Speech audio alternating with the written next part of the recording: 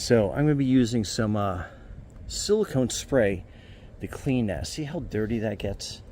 And we're in an area where the pollen is like really bad. So what I'm going to do is basically spray some silicone on this rag.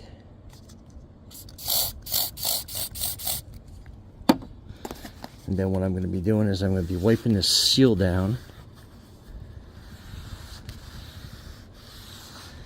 And see how it's getting kind of like that dirt off.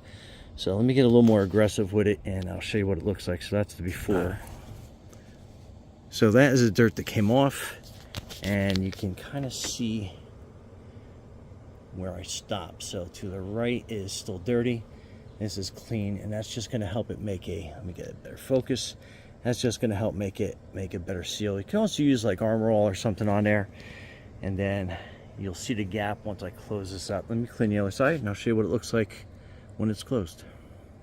All right, and that is how much dirt I got off that seal. So let's close it up and I'll show you where the water gets in and why you want to clean that seal. All right, so let me get that to focus out a little bit better. But so can you see this gap right here?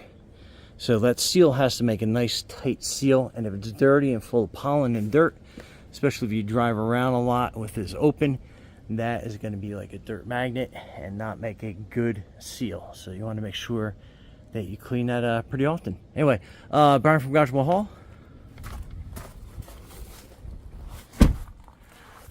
Thanks for watching, and be safe out there.